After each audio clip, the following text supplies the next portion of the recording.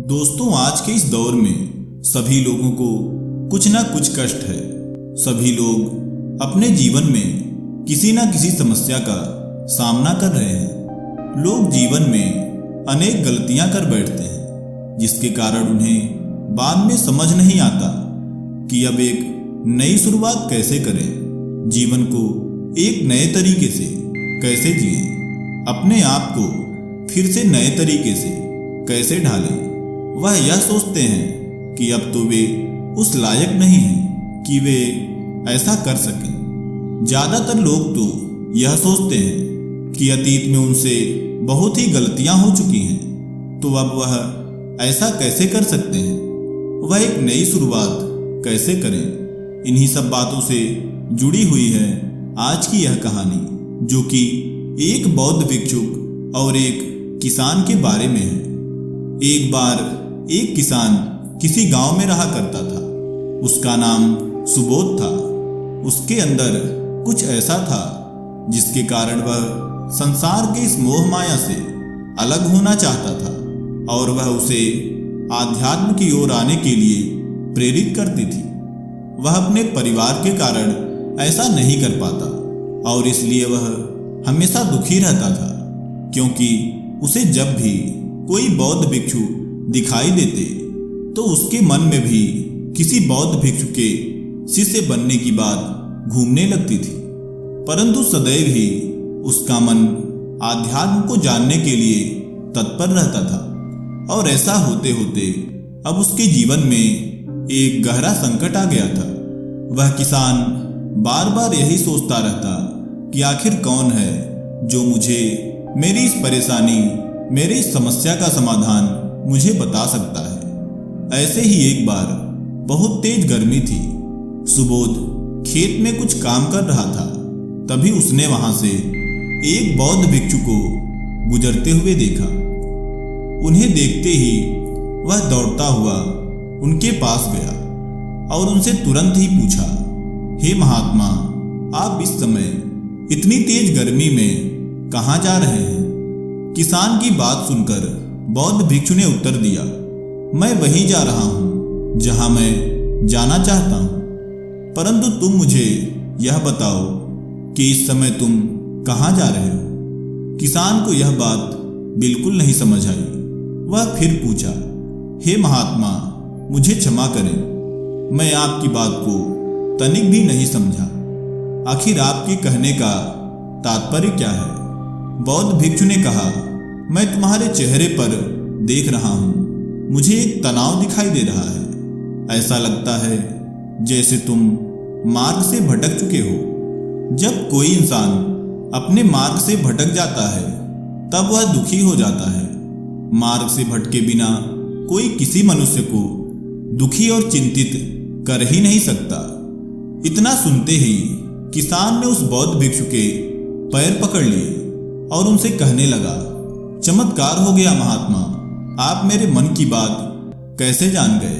आपने तो मुझसे कुछ पूछा भी नहीं। बौद्ध भिक्षु ने कहा, जिसे तुम चमत्कार कह रहे हो वह कोई चमत्कार नहीं है। मैं ऐसा कुछ भी नहीं कर सकता हूं, बल्कि तुम यह बात समझो, किसी इंसान के अंदर जो भी बात चल रही होती है वह उसके चेहरे पर साफ झलकती है। इसमें चमत्कार की कोई बात ही नहीं है। किसान ने बौद्ध भिक्षु से कहा, परंतु हे महात्मा, यह तो मुझे दिखाई देगी ना? बौद्ध भिक्षु बोले, तुम इसे देखने में अभी असमर्थ हो, क्योंकि इस समय तुम्हारा मन बहुत ही अशांत है। तुम बिल्कुल भी शांत नहीं हो। किसान ने पुनः बौद्ध भिक्षु से कहा, तो फिर खुद को शांत करने का कोई उपाय बताइए। बौद्ध भिक्षु ने कहा, इसके लिए मैं तुम्हें जैसा कहूंगा वैसा ही करना पड़ेगा। तब भिक्षु बोले, तुम अपनी आंखें बंद करके इस स्थान पर बैठो और जैसा मैं कहता हूं वैसा करो।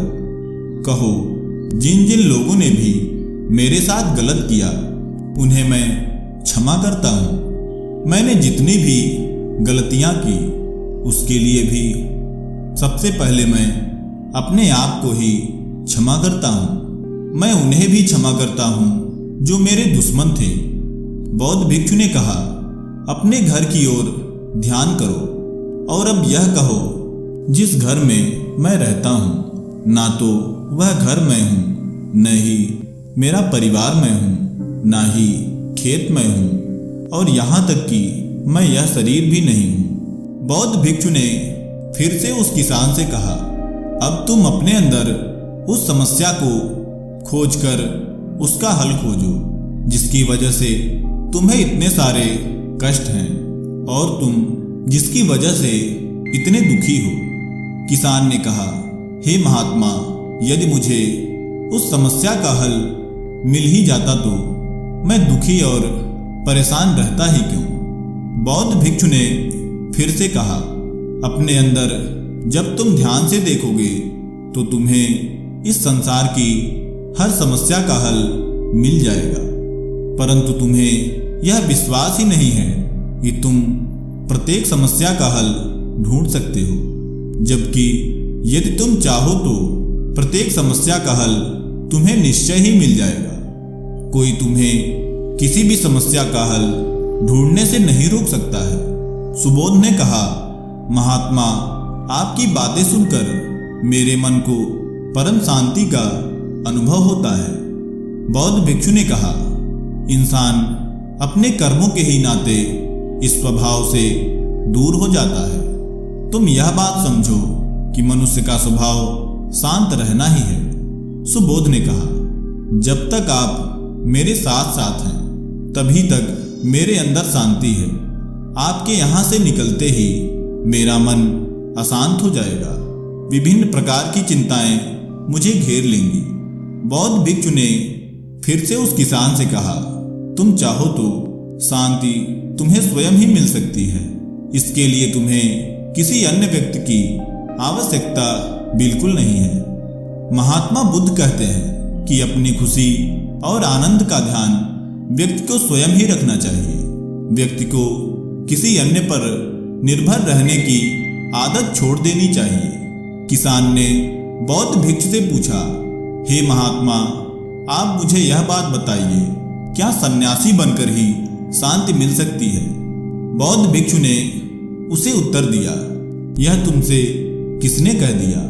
शांति पाने के लिए सन्यासी बनना बिल्कुल भी आवश्यक नहीं है, बल्कि इसके लिए तो यह आवश्यक है कि तुम अपनी पूरी दिनचर्या, दिन का पूरा कार्य करने के पश्चात अपने लिए थोड़ा समय निकालकर ध्यान लगाओ। खुद को जानने की कोशिश करो। जीवन की नई शुरुआत आज से ही कर देनी चाहिए। व्यक्ति को कल के इंतजार में नहीं बैठना चाहिए। लोग अक्सर यही गलती करते हैं। लोग कल के इंतजार में अपना समय बर्बाद करते रहते हैं। मन में जो भी प्रश्न है उनका हल, उनका समाधान बाहरी तौर पर नहीं खोजना चाहिए, क्योंकि ऐसा करने से व्यक्ति उन्हीं सवालों में उलझा रहता है और उसे उस प्रश्न का उत्तर नहीं मिल पाता है, जिसके कारण उसके मन में और भी ज्यादा बेचैनी छा जाती है। वहीं अगर व्यक्ति मन के प्रश्नों का हल ढूंढने के लिए स्वयं के लिए थोड़ा समय निकालकर निश्चय करके ध्यान करे तो उन सारे सवालों के जवाब उसे निश्चय ही मिल जाते हैं। यह कार्य उसे स्वयं ही करना चाहिए। व्यक्ति को अपने परिवार को अपने ऊपर बोझ समझने की आदत छोड़ देनी चाहिए। संसार में रहते हुए भी सारे कार्य कर लेने के पश्चात यदि व्यक्ति स्वयं के लिए थोड़ा समय निकाल ले और मन में निश्चय करके ध्यान लगाना सीख ले तो संसार में ऐसी कोई समस्या, ऐसी कोई प्रश्न नहीं है जिसका कि समाधान न निकाला जा सके, जिसका कि हल व्यक्ति ढूंढ ना सके। तो दोस्तों, आशा करते हैं यह वीडियो आपको जरूर ही पसंद आया होगा। आपने इस वीडियो से क्या सीखा हमें कमेंट करके जरूर बताइएगा। ऐसे ही जानकारी वाले वीडियोज के लिए चैनल को सब्सक्राइब कर लें। धन्यवाद।